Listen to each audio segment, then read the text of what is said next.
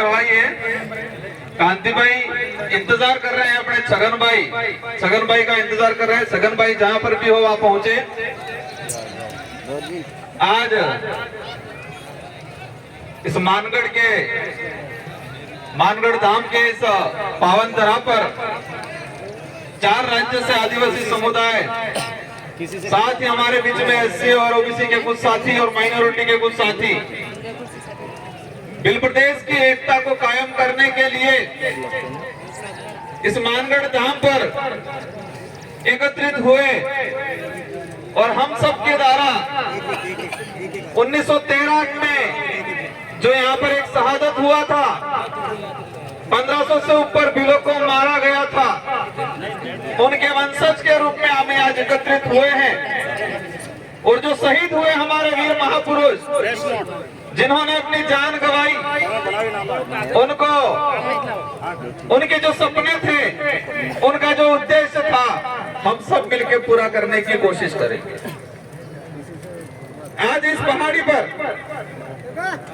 जो साथी आए हैं, आदिवासी समाज की अगर बात करें, राजस्थान के अंदर टोटल जनसंख्या का 12.5% जनसंख्या आदिवासी है। मध्य प्रदेश की बात करें, गुजरात की बात करें, 1 से 1.5 करोड़, और उधर महाराष्ट्र सौराष्ट्र वाले भाइयों की बात करें, 1.5 करोड़ के आसपास आदिवासी समुदाय है। लेकिन आज यहाँ पर जो अपना जमीर जगा के जो दिल से यहाँ पर आया है, वो भाई कौन है? हमारे इस कार्यक्रम में पहुंचे ऐसे भाई हैं जिनका घर का व्यवस्थित स्थिति नहीं है, जो कई साथी बेरोजगार हैं, उनके पास रुपया पैसा नहीं है, उनके पास गाड़ियां नहीं है, वो भाई समाज के लिए सबसे पहले आए हुए हैं यहाँ। जो भाई उनको कोई सुविधा नहीं है, उनके पास पैसा भी नहीं है, गाड़ियां भी नहीं है, लेकिन उनके अंदर आदिवासी समाज का खून है और उनके स्वाभिमान जो जगह है उस आधार पे यहाँ पर आए। कई साथी ऐसे हैं हमारे, समाज का सर्टिफिकेट लगा के बड़े नेता, बड़े अधिकारी बन गए। जिस सर्टिफिकेट के आधार पे वो अधिकारी बने, अपने आप को बड़ा सुपर समझते हैं और आदिवासी समाज के लिए अलग सोच रखते हैं हमारे समाज के भाई।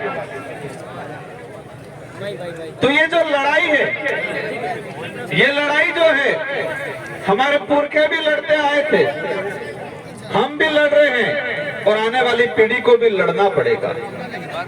तो लड़ाई वही लोग लड़ेंगे जिनका जमीर जिंदा है, जिसका जमीर जिंदा है, जिसके अंदर आदिवासी खून जागता है, वही लड़ाई लड़ेगा। इससे ये साबित होता है कि जो पैसे वाले, गाड़ियां वाले, वो लड़ाई नहीं लड़ेंगे। देश के इतिहास उठा के देख लो, कोई भी आंदोलन हुआ है, किसी भी आंदोलन में अमीरों ने आंदोलन किया और जीते, अमीरों का आंदोलन कभी सुना? कोई भी समाज हो, एलएलबी वाले आदमी से मिल लेता हूं, जो धरातल से जुड़ा हुआ है, जो समाज की भावना रखता है, वही व्यक्ति आंदोलन करता है। तो मैं आप सबको खूब खूब दिल से धन्यवाद देना चाहूंगा। आपके अंदर समाज की जो भावना है, आपके अंदर जो समाज के प्रति जो जागृति आई है, आप चाहते हो आने वाली पीढ़ी सुरक्षित रहे, इसी अनुरूप आप आए और ये कारवां बढ़ता रहे। जाम लगा था, खुलवाया जाकर। आज इस अवसर पे देश के अंदर हमारे समाज के साथ क्या हो रहा है, इससे पहले मैं कुछ बात बताना चाहूंगा। जैसे भी चलवा करके हम कहते हैं हमको लड़ाई लड़नी है, दिया नहीं हो किसी ने, हमको लड़ाई लड़नी है, लेकिन लड़ाई किस लिए लड़नी है? लड़ाई किस लिए लड़नी है और लड़ाई किससे लड़नी है, ये दो बातें नहीं जानेंगे। हम कहते हैं लड़ाई लड़नी है, लेकिन लड़ाई किस लिए लड़नी है और किस से लड़नी है, ये दो बातें अगर जानकारी नहीं कर पाएंगे तो हम लड़ाई लड़ नहीं पाएंगे, सिर्फ बोल पाएंगे लड़ाई लड़नी। लड़ाई हमारे हक अधिकारों की लड़ाई, हमारा आदिवासी समाज का इतिहास जो दबाया जा रहा है उसको उजागर करने की लड़ाई, हमारी संस्कृति की लड़ाई, हमारे संवैधानिक हक अधिकारों की लड़ाई लड़ाई है और हमारे स्वाभिमान की लड़ाई है। और लड़ना किसने है? जो लोग सत्ता में बैठ के हमारे हक अधिकार खत्म कर रहे हैं, उनसे लड़ना है। तो क्या ये लड़ाई तलवार से लड़ोगे? क्या ये लड़ाई तीर धनुष से लड़ेंगे या पत्थर से लड़ेंगे? कैसे लड़ेंगे ये लड़ाई? ये लड़ाई तलवार या तीर धनुष या पत्थर से नहीं लड़ा जाएगा। ये लड़ाई इस देश के अंदर लोकतंत्र है और लोकतंत्र में हर 5 साल के अंदर जनता को पावर दिया है कि आपके पास जो चाबी है, उस चाबी के माध्यम से आपके समाज के हक अधिकार की लड़ाई लड़ो। कैसे लड़ाई लड़नी है? हमारे देश के अंदर लोकतांत्रिक देश है और लोकतंत्र में हमारे आदिवासी समाज के लिए विशेष प्रावधान है। तो जो प्रावधान खत्म कर रहे हैं, उसके लड़ाई कैसे लड़नी है?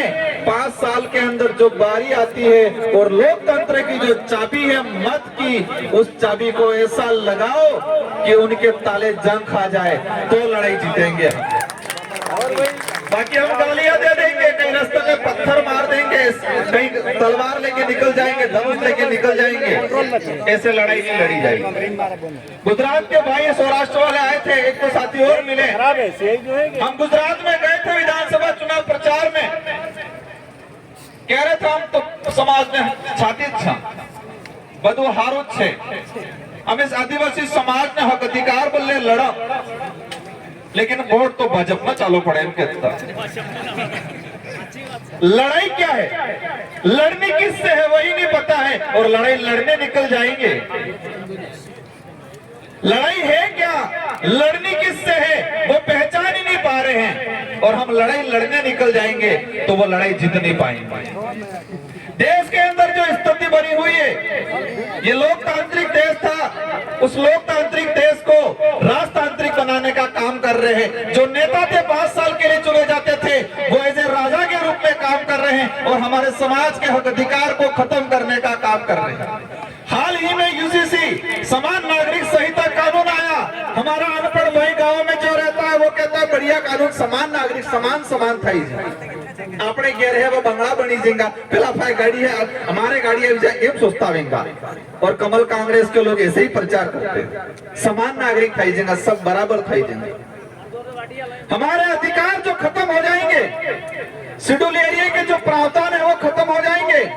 और मैं इस मंच के माध्यम से कहना चाहता हूं कि अगर समान नागरिक संहिता कानून पास हो गया तो जो ये बांसवाड़ा और डूंगरपुर में हमारे जो लोकसभा सांसद चुन के गए हैं, वो नेक्स्ट कभी कोई चुनाव नहीं लड़ पाएंगे। जो यहाँ के विधायक हैं, यहाँ के मंत्री हैं, अगर समान नागरिक संहिता कानून लागू हो गया तो वो चुनाव नहीं लड़ पाएंगे। वो चुनाव इसलिए नहीं लड़ पाएंगे, वो चुनाव इसलिए नहीं लड़ पाएंगे कि बे त्रण बहिर जही और समान नागरिक संहिता कानून लागू थाई गयु तो हिंदू लो थाएगा और हिंदू लो ना आधार थकी बे बहिर जेवाळन चुनाव में नौकरी नहीं मळे। ऐसी कई चीजें हैं, ये चीज आसानी से समझ में आ जाए इसलिए मैंने बताया, लेकिन वो पार्टियों के गुलाम बने हुए हैं।